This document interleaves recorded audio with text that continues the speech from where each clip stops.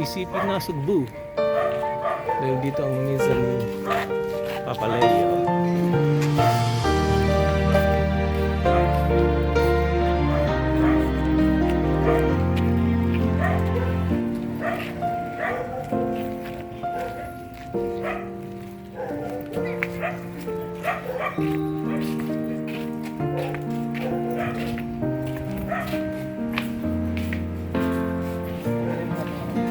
May lamesa na bang ano doon?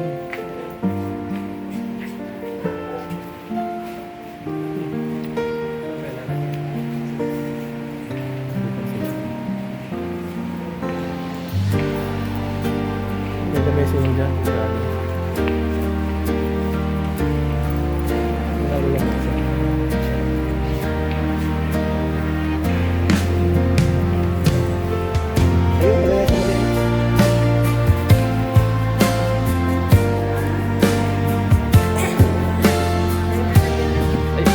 Ayun, may lamesa na din. Sa maliit din. Siguro yun. Pwede na yun.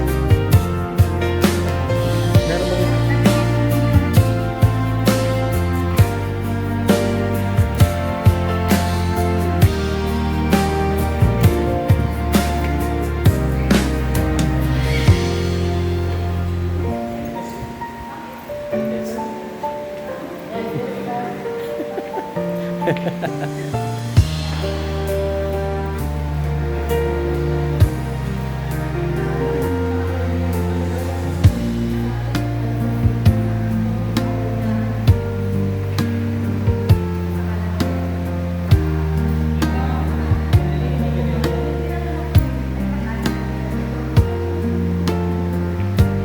Kaya nga tumawa ako sa akin sa loob. Umana na kayo.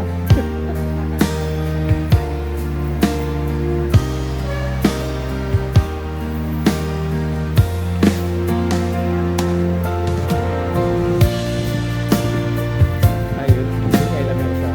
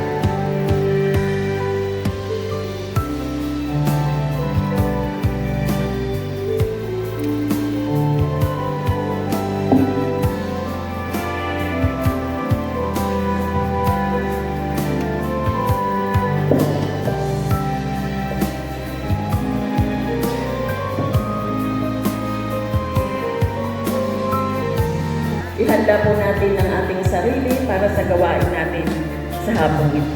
Magsitayo po ang lahat. Awitin po natin ang It Is Well With My Soul. When peace like a river attends my way, when sorrow like sea billows roll, whatever my love that has helped me to say, it is well with my soul. It is well in my soul. It is well with my soul. Though Satan should but be no trial, the Lord God. Let this blessed assurance control the Christ has begun the endless day. It is well with my soul. It is well with my soul. My sin, oh the bliss of this glorious Lord. My sin not in part but the whole is nailed to the cross, and I bear it no more. Praise the Lord, praise the Lord, oh my soul. It is well with my soul. It is well with my soul. Oh Lord, is the day when my faith shall make me the clouds below back as a scroll. The drums shall resound and the Lord shall descend. Even so, it is well with my soul. It is well with my soul. It is well with my soul.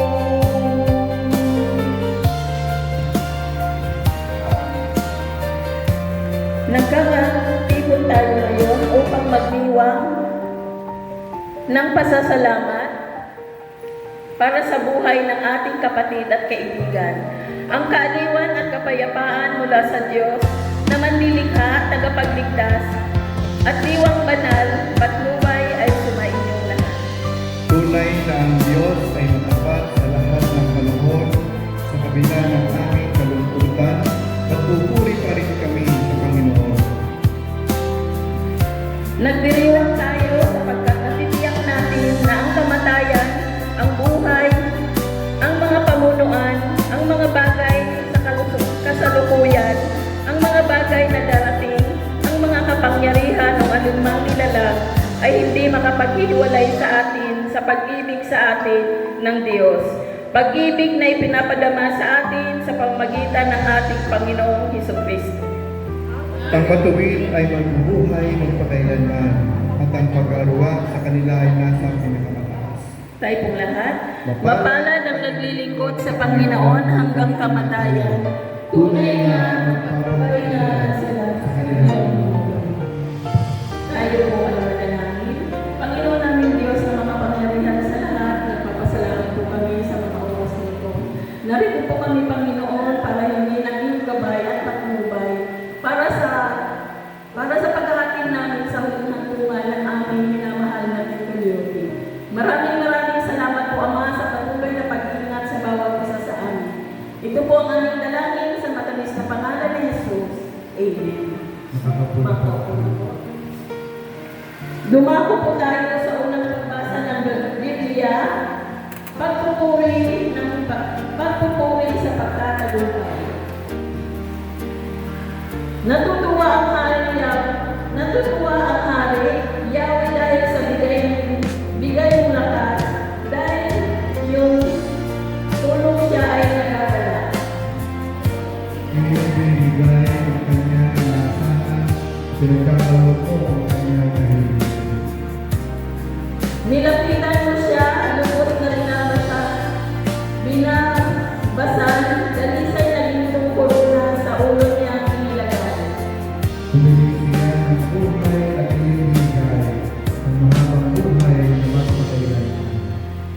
Dahil sa tulong mo, dakila ang kanyang karangalan, dangal at kadakilaan sa kanyang iyong binigay. Pagpapala mo ay nasa kanya magpakailanman, ang iyong patnubay ay dulot sa kanya ay kadalakan. Sa kataas-taasang Diyos, ang hari ay nagtitiwala dahil sa tapat na pag-ibig ni Yahweh din siya nababahala. Dadakitin ng hari ang lahat ng iyang mga kaaway, bibihati niya ang bawat isa na sa kanya ay nasusukulan. Sa kanyang pagdating sa apoy sila'y susunugin sa galit ni Yahweh. Sila'y tutupukin. Walang matitira sa kanilang langit sapagkat sila'y lipunin ng hari. Sa masasamang balak nilang gawin laban sa kanya, walang anumang magtatagumpay sa mga plano nila. Sila'y kanyang papanain, sila'y tutulog sa tatapin. Pinupuri ka namin, Yahweh, sa taglay ng kalakasan. Aawit kami at magpupuri dahil sa iyong kapangyarihan. Magsitayo po ang lahat. Sabi ko yung sinagawa ako. Ay papurihan at ang anak at ang Espiritu. Buhat pa sa unang mula, ngayon magpapailanman, walang hanggan. Amen. Amen. Manatili po tayo nakatayo habang pinabasa at pinapakinggan ang mga talata at sulat sa banal na kasulatan.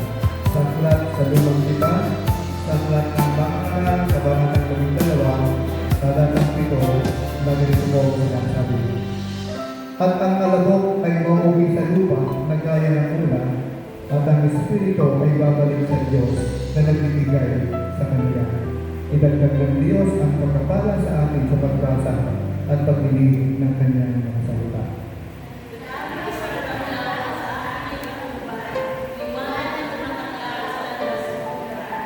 Mga kapatid ko ang lahat. Ating yung pakinggan ng awit o mensahe, awit o pamatin po ng ating namin sa Lucy City, California.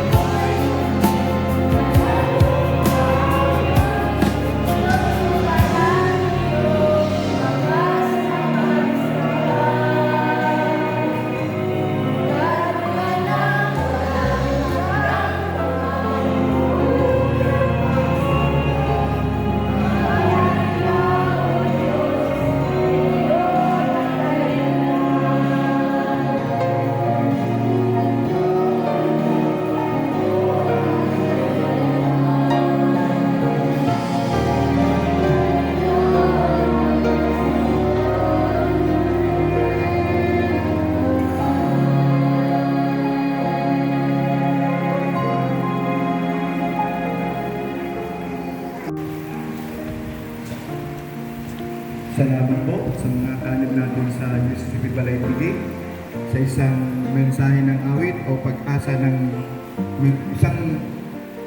mensahe ng pag-asa para sa ating lahat sa hapon ito. Ang title po noon ay Banal ng Tahanan. Ating nilagay yung kanyang lyrics. Ang sabi doon ay, ang puso ko'y pinutulog sa iyo, nagpapakumbaba ng susumamo. Paging dapatin mo, ikaw ay mamastan, makalim ka at sa iyo ay buksan. So, ating titignan na napakaganda ng kanyang mensahe. Diba, nagpapaalala ito ng ating patuloy na kailangan manatili ang bayan ng ating Panginoon Diyos. Dahil sa ganitong mga sandali ng kanyang po sa ating buhay. So, una ay patuloy po ang pinapawag ang ating buhay sa Panginoon. Yung ating Panginoon Leo kanyang balayang araw-araw, Leo, yung ligaryo, yung Ermita. So, sa kanyang pamilya, yung family, sa mga nagkama-kasal sa kanya, mga kapatid, pinsan, kamag-anak, sa Balaytigi, hanggang po yung kay Ramay ng ating volunteers, ng Mississippi Balaytigi, at yun din po ang Diyos nito, tayo po ay nanay na sa Mississippi National. Dito po sa National, lalo po ang ating Mississippi volunteers. Ang Balaytigi ay natin na. Yung Balaytigi, yun po ay anak ng Mississippi. So kaya hanggang ngayon, tawag natin yung Mother Church. Yung Mississippi National po yung Mother Church of Mississippi Balaytigi. Hanggang ngayon ay nagkaroon pa rin tayo ng ating nanay. Ganun naman eh, at sa isang bagay na napakahalaga sa buhay ng mga Pilipino, yung napakahigpit na ugnayan ng pamilya sa mga magulang, hindi pa rin natin sa tulungan at kailangan. Tama mo ba? Diba? Kasi ganun eh, pag nag-iisip ka, bahala na sa buhay mo. But in our country, or in the Philippines, kung gusto pa lang ng mga magulang eh, kung may pinag-compound kayo eh, doon kayo lang sa kasama. So kaya, ganun din po sa ating simbahan, ganun din yung ating naramdaman po. So kaya ngayong hapon ito, ang pagkaman po ilang araw ng mga mayama, ang ating Panginoon, pagkaman araw na po sa ating mga pagkakamiti sa kanyang tulong po, sa kanyang bagong bagong niya. At bago yun, ay mahalaga rin ang tayo ay nagkakaroon ng refleksyon o patuloy nila tungkol sa buhay. Ang buhay ko sa pagkakas nila ay kanyang pagkasasunod ito. Naroon na sa piling, dati sa bilang Kristiyano, buhay natin sa pananampalataya, kami na natin ang kaligtasan para hindi dahil sa kanyang mga ginagawa. Kundi, it is a grace from God through our faith. No. So, yung pananampalataya natin, ito mo yung naghahalin sa atin sa piling ng ating Panginoon. So, kaya na yung pagkakataon ito, gusto kong tingnan natin ang ilang mga bagay tungkol sa buhay. Sa buhay ng kapatid na Leo at sa buhay din natin lahat. Kaya nasabi natin, mapalat ang Kuya Leo kasi wala na siyang maramdaman, hirap, sakit, ano pa, pagdurusa sa mundo ito. Samantalang tayo, hanggang ngayon buhay pa, humaharap tayo sa mga challenges ng buhay sa mundo ito. Lalo tigil kapag pinag-usapan natin ang konteksto ng ating lipunan. Humaharap tayo sa mataas ng price ng bilihin. Ano? Ramdam niyo mo ba yun? Mataas ng bilihin. Kanina lang, actually, mamaya, 4 o'clock, merong pupunsan sa bahay, nag-birthday po yung ating misis ng 60 years old. Dapat ganun pang nakaraan, actually, ang kanyang birthday ay yung 5. Kaya lang, naurong lang naurong. Minsan, bumagyo, kaya ako'y nagpunta sa palengke, nabili ako kanina. Basic yung mga sibuyas natin, panahon sa isang lutukin na naman. Alam nyo ba, magkano pa rin ng sibuyas? 280 to 300. So, kaya sa piraso, diba? So, kaya natin, kung dumi ko ating kinakaharap. But kung yun ninyo, wala na sa kanya yun. Kunin namin sa piling ng Panginoon kung saan doon ay payaman ang kanyang buhay, masaya, hindi sa lahat ay sa piling ng kanyang mga pangalan po. Kaya sa hapon ito, ang gusto kong maging reflection natin sa buhay nito, ang pamagat na sa Kanya o sa Diyos tayo magpapalagay. Ang lahat ng bagay sa mundo ito ay merong tinatawag na pagbabalik. No? Tayo, mga taga-Baraytig, na nung araw, yung mga sa Baraytig, pero lumipat ng ibang lugar, ipatin yung panahon na bumabalik din tayo sa ating lupang simbahan. Katulad ni Kuya Leo, matagal na panahon natirahan siya sa Rizal ba nakatira? Montalban Rizal, ilang taon nakatira doon si Kuya Leo? Doon yata nagtrabaho, sa pagkakas magtrabaho, hanggang bago mamatay na rin siya. Pero, ngayon, bumalik siya sa kanyang lupang simbahan. Lahat mayroong pagbabalik. Even in our faith, sabi nga natin, ang Panginoon sa Kristo ay umakyat sa langit, pero tayo nag-aantay tayo ng kanyang muling pagbabalik. Sana pangako ng Panginoon. Kaya ngayon, ang topic po natin sa Kanya o sa Diyos tayo magbabalik. Mga kapatid, sa Panginoon ang ating pagtitingin ngayon sa hapon ito, at ating paglalakbay dito sa mundo, madalas tayong naabala ng maraming bagay. Habang tayo, sabi nga natin, our life in this world is evolving. Paglalakbay, meron kang simula at meron kang hangganan. Di ba ito paglalakbay? Halimbawa, punta tayo ng Manila, from Baraytig. Ang point of origin, ang simula ay Baraytig. And then, maglalakbay tayo, lalala sa ibang lugar. Pero pupuntahan natin, halimbawa, sa bahay ng ating kapatid na Leo, doon sa Montalban. Meron tayo starting point, point of origin, and end point. Hanggang doon. Ganon din ang buhay natin sa mundo ito. Isang paglalakbay. Na sa ating paglalakbay, dahil tayo naabala ng maraming bagay. Ano? Sa paglalakbay din minsan, meron din mga abala sa paglalakbay. Anong abala sa paglalakbay natin from Nasugbu going to Manila? Anong abala sa atin? Sikat ng Pilipinas. Traffic. Diba? Noong isang araw, nag-field trip kami. Umalis kami ng Cubao ng 6 o'clock. Pumating kami dito ay 10 o'clock ng gabi. So, ilang oras yun? Napaka-traffic sa isa. Ganon din sa buhay. Maraming bagay na naabala tayo. Ang ating paglalakbay. Halimbawa, ang ating trabaho, pamilya, ang misyon, ang problema. Ngunit sa gitna ng lahat ng ito, madalas natin nakakalimutan ang buhay natin ay may hangganan. Hindi tayo mananatili sa mundo ito magpakailangan. Kaya sa kabala ng buhay ng tao, sa kanyang Diyos, hindi sa nalimutan na niya ang paglalakbay ng hangganan ng mga buhay. Hindi tayo mananatili buhay nito. Kaya sa aking nalang binasa mula sa Mga-aral chapter 12 verse 7 ay isang matinding paalaala sa ating lahat. Ang sabi doon ay, may wakas ang ating panlupang buhay. At may katotohanan hindi natin naiwasan, tayo ay babalik sa Diyos. So, ang gawin natin, ganun man karami ang ating kayamanan, ang ating pera, hindi natin pwedeng hanggangan ng kamatayan. Wala tayong nabalitaan ng mayamang tao na nahanggang ng kamatayan sapagkat ito'y bahagi ng ating buhay sa mundo ito. At sinasabing, at ang kalabog ay mauwi sa lupa na gaya ng ulan. Bakit po gaya ng ulan? Kung ating mong babalikan sa Genesis, paano ba nilikha ng Diyos ang tao? Di ba nilikha ng Diyos ang tao mula sa alabok?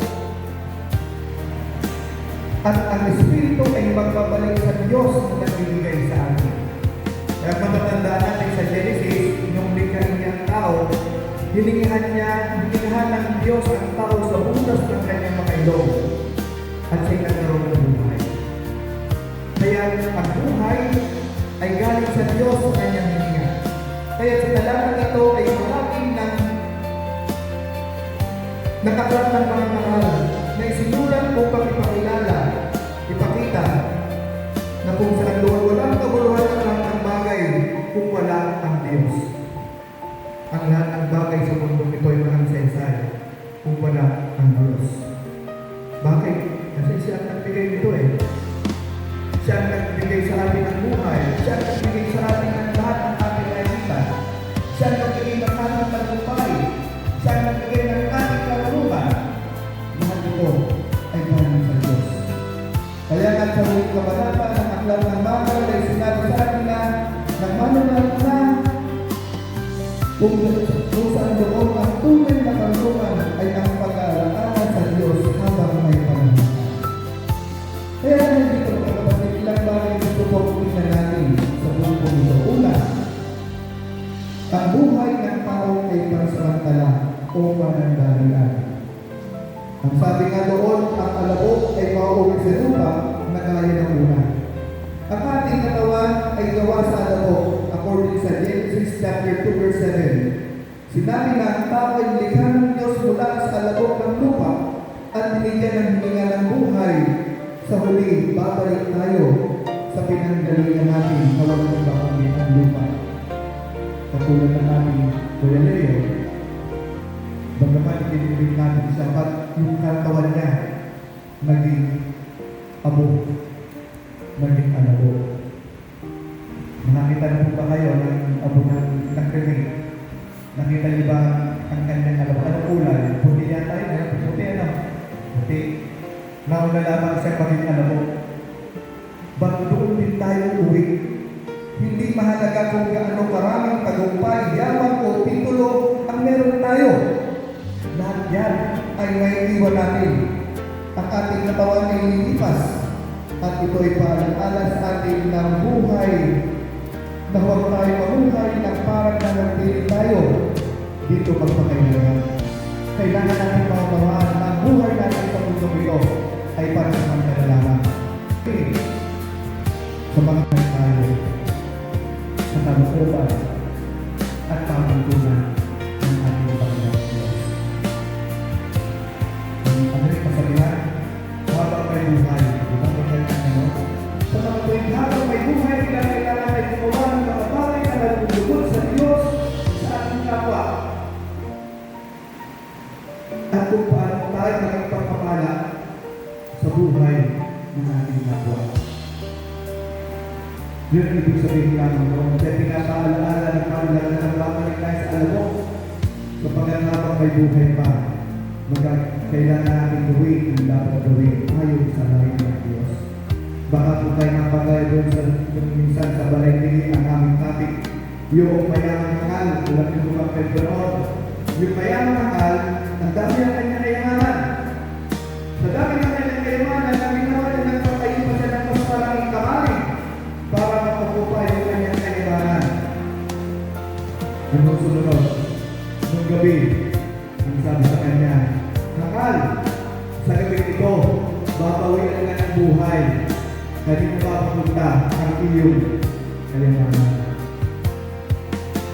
Siguro kung iba naman na lang kayaman sige, sa dami ng kayamanan, may kanyang pinagay.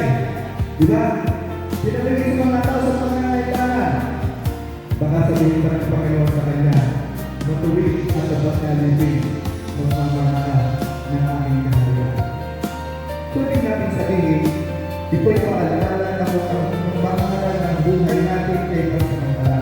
Katulad ng mga kaibigan ng Kuya Leo, naliwala na ang isang paalaala ng buhay natin ay may hanggan. Kaya habang buhay pa tayo, gawin natin ang mga bagay na nakaayon sa layunin at kalooban ng Diyos. Mabuhay tayo na may pag-ibig sa ating kapwa. Mabuhay tayo na marunong pagkawan. Mabuhay tayo na may malasakit sa buhay ng ating kapatid at ng buong sandiligna. Mabuhay tayo na kung saan loob naging pagpapalala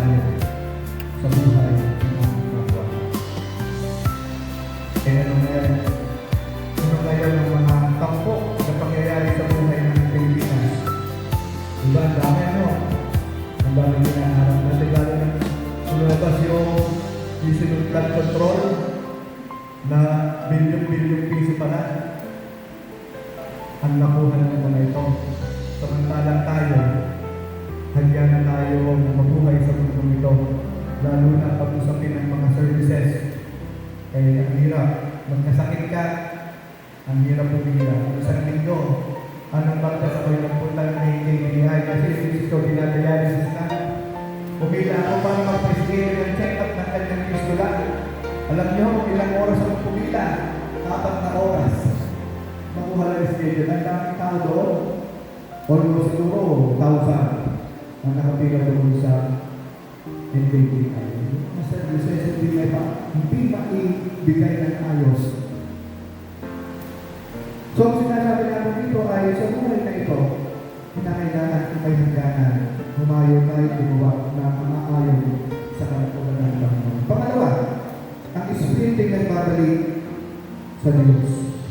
At ang Espiritu ay babalik sa Diyos na nagbigay sa Kanya. Ito pinakatiwa ng talata ng Espiritu ay ulang sa Diyos. At sa Kanya tayo babalik. Ibig sabihin, tayo ay accountable sa Kanya. Tayo ay mananagutan sa Diyos.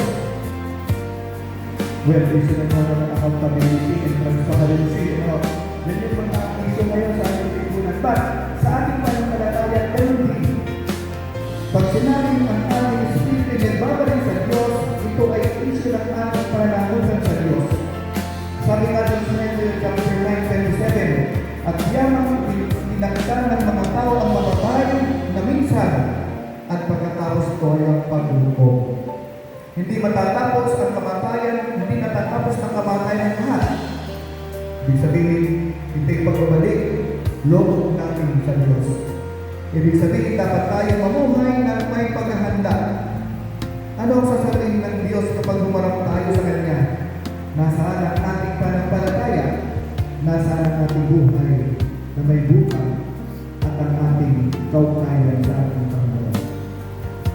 Hindi tayo basta mawawala, tayo mabalik sa Diyos. Ang tanong, handa ba tayo humarap sa Diyos? Anytime. Panahon, handa tayo humarap sa ating Panginoon Diyos. Kapag hindi naman mangyayari sa ating buhay sa Diyos. Pangatlo, mamuhay ng may takot sa Diyos kapag may panahon pa. Bagaman ang mga aral sa mga aral 12:7 ay nagsasalita tungkol sa kamatayan, ang kontekst ng buong kabanata ay paalaala na alalahanin natin ang Diyos habang tayo ay buhay pa. Maranas pa. May isip pa o sabi kayo, ayos pa ang ating kaisipan, ang ating memorya. Sabi natin sa mga aral 12:1, alalahanin mo ang iyong may dalang sa iyo sa panahon ng iyong kabahanan. Ibig sabihin, mahalaga sa ating buhay na habang may panahon pa, ang Diyos ay ating nasa isip.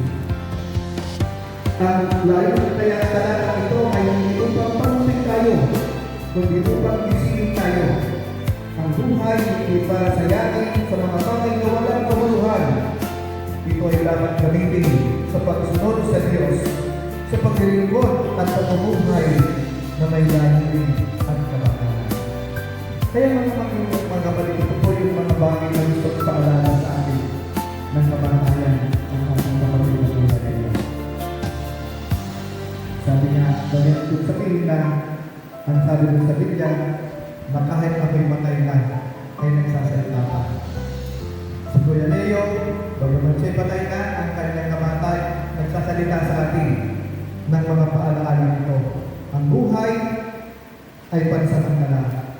Ang Espiritu magbabalik sa Diyos at mamuhay tayo ng may takot sa Diyos na ating Panginoon at ating Panginoon. Maraming sa buhay ng kapatid at Kuya Leo, may mga bagay din sa may mga kahinaan din siya. Subalit hindi yun ang mahalaga, kundi kung paano ang kanyang buhay ay naging bahagi ng kanyang pamilya ng kanyang tahanan at ng bawat isa sa atin. Kaya sa hapon ito ang iiwan ko sa ating lahat. Napagnilayan natin ang mga bagay na ito, ang mga puntong ito, upang habang tayo nabubuhay, lumahal tayo ayon sa kalooban ng ating Panginoon Diyos. Sa pangalan ng Ama, ng Anak, at ng kanyang banal at Santong Espiritu. Amen.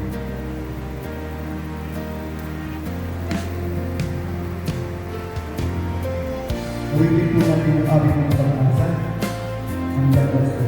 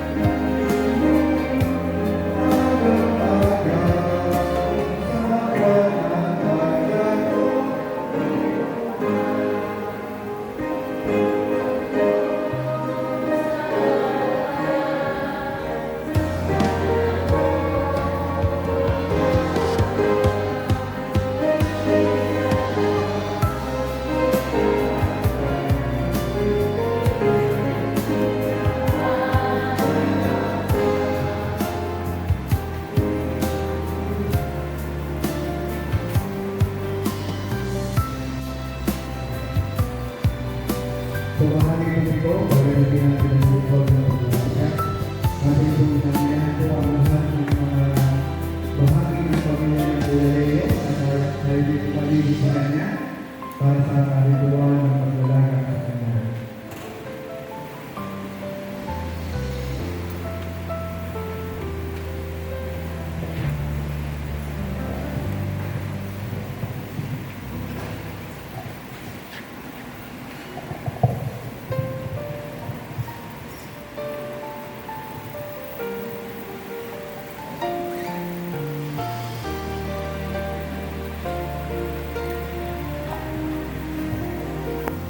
Sa inyo na mga sa buhay ng ating kapatid na Leo, na kung saan doon ay nais kong basahin ng ilang mga talata sa Biblia na ganito po ang sinasabi.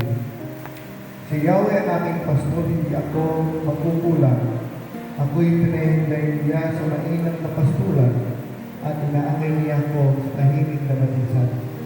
Binibigyan niya ako ng bagong kalakasan at sa ayon sa pangako ang kanyang binitiwan. Tumatuwid na landasin ito na ko naakay kahit na ang daw ay tumatahak sa kanila. Hindi ako matatakot pagkat ikay kaagapay at tungkol ko ang pamalo ang gabay ko at sangkala. Sa harapan ng nito'y mo, ikaw ay lahat ng lula. Ito yung ginagawang nakikinan ng away. Malulunod ka sa akin ang ulo ay langsan at pati na ang salo ko ay iyong pinaapaw. Tunay na ay pag-ibig ko at ang iyong kabutihan.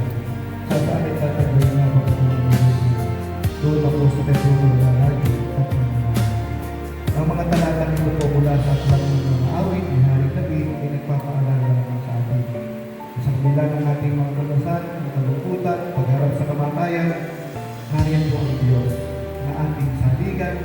na ating kanlungan. Kung paano si Haring David sa kanyang pagtoo, sa kabila ng kamatayan, kaagapay ng Diyos. Ganun din sa atin. Nagpapaalala sa atin na kamatayan ng ating kapatid na Kuya Leo sa buong tahanan. Nariyan pa rin ang Diyos. Kapiling ninyo, kasama ninyo. Ang kailangan nga lamang ay manalig tayo, manampalataya sa Kanya, na siya ay nasa ating puso. Tayo po ay manalangin.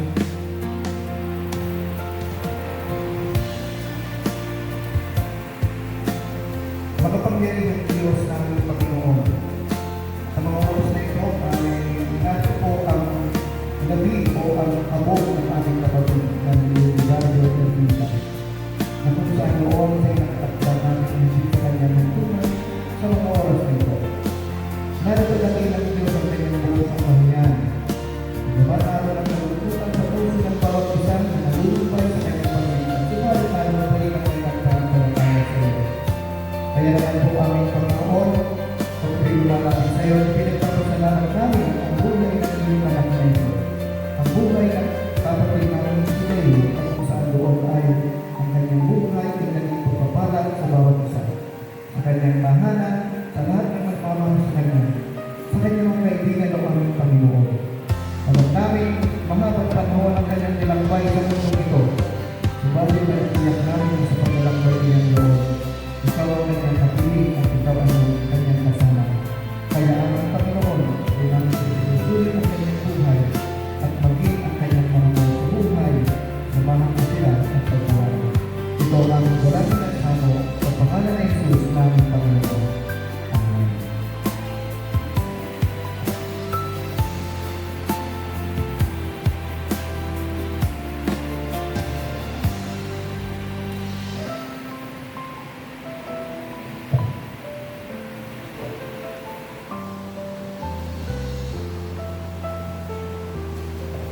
Bago po natin ilaga ang gabi ng ating kapatid na Leonardo Ermita sa kanyang dagong pahingahan, ating alalahanin ang sinabi ni Jesus, "Ako ang pagkabuhay na muli at ang buhay.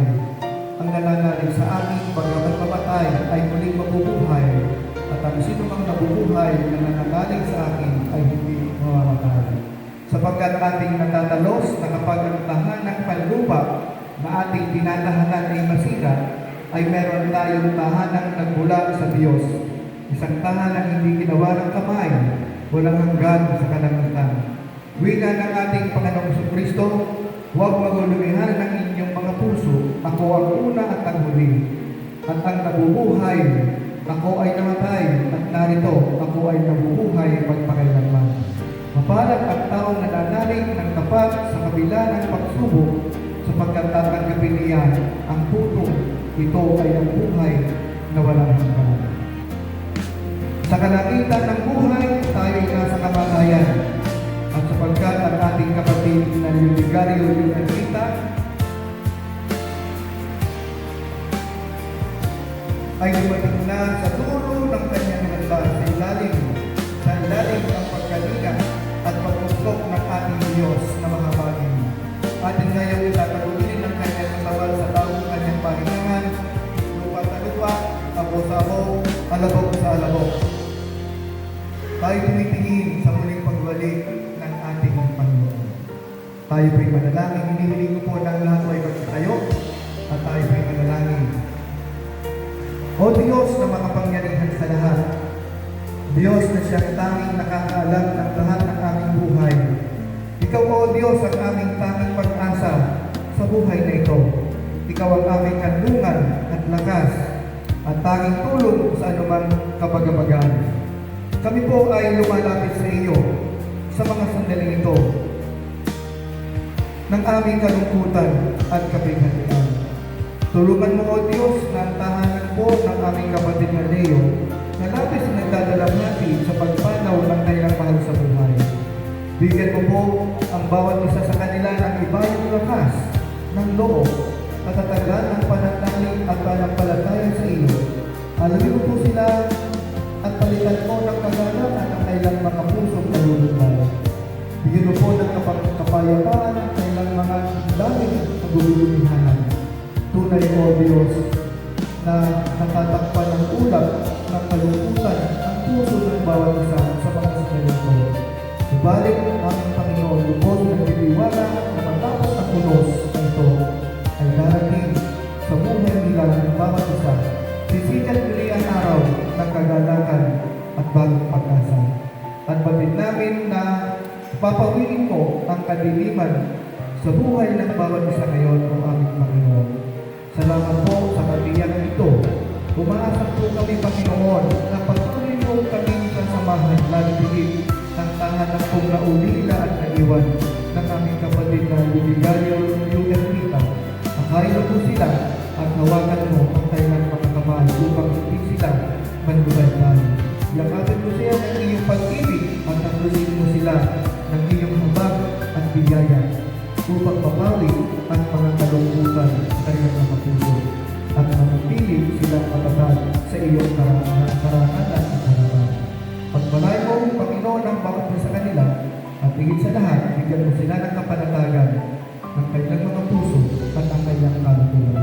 Ito ang aming dalangin sa pangalan ni Jesus naming Panginoon. Amen. Ang tubig ay sagisag ng buhay. Sa kanlungan ng ating Panginoon ay ating tatagbilin ang kaluluwa ng ating kapatid na Luligario Yudelita upang tanggapin niya ang kanyang kapayapaan at buhay na walang hanggan. Sa pangalan ng Ama, ng Anak, ng Banal at Santong Espiritu. Amen.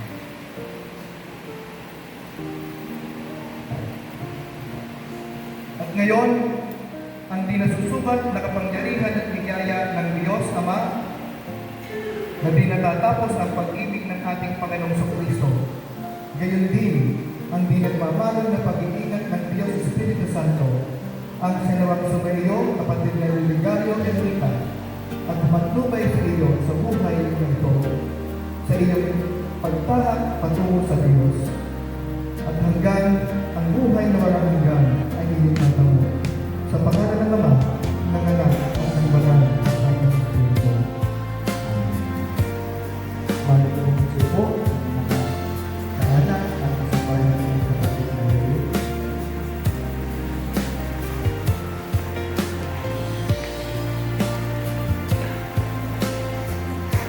Habang inaawit po natin ang awit na pagpapalaga ito ay magkakaroon po tayo ng paglingin ng mga buloy doon sa iba natin mga kasamahan dito. At ito po yung ating pagkakalog sa pamilya po ng ating kapatid.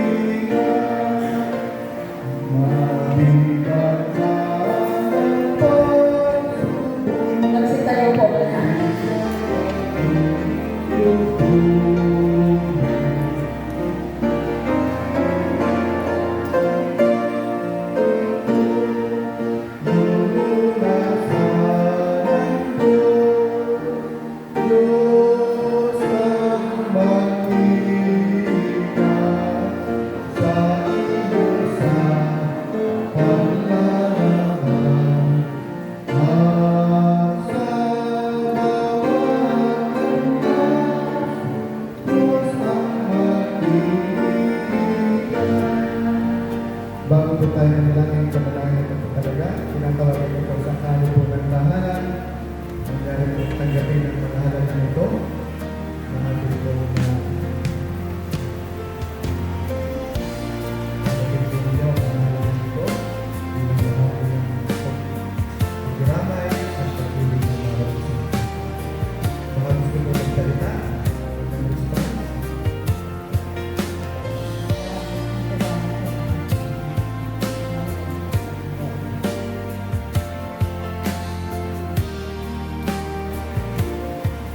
Tayo po ay manalangin. Muli, O Diyos, may lumalapit sa iyo sa mga sandali ito. Hinihiling namin ang iyong pagtubay at gabay, lalo higit sa buhay ko ng aming naulilan ang aming kapatid na Leo sa kanyang buong pamamahay ng tahanan. Nawa ang aming Panginoon ang kanyang buhay at kamatayan ay patuloy na magpaalaala sa amin ng kahalagahan ng buhay na nasa iyo at sa aming paglalakbay sa mundo ito. Patuloy po namin tamasahin ang iyong kapayapaan o aming Panginoon Diyos. Muli namin pinagtatagulit din sa iyo ang iyong anak na ito at maging ang kanyang buong pamilya. Sabahan mo sila, pagpalain at ingatan. At higit sa lahat sa aming paghumayo, Panginoon nawa ang mayamang pagkapara at bendisyon ang ibigay mo sa bawat isa, sa bawat utang at iyong maliit na pamilya. At ngayon, isang tanggapin ang pag-ibig ng Diyos ng mga pangyarihan sa lahat ng biyaya ng Kristo, ang kaaliwan ng samang Espiritu, ang sumayon palagi, mula ngayon at pagpamailan ngayon na sa pangalan ng Ama, ng Anak, at ng Espiritu Santo.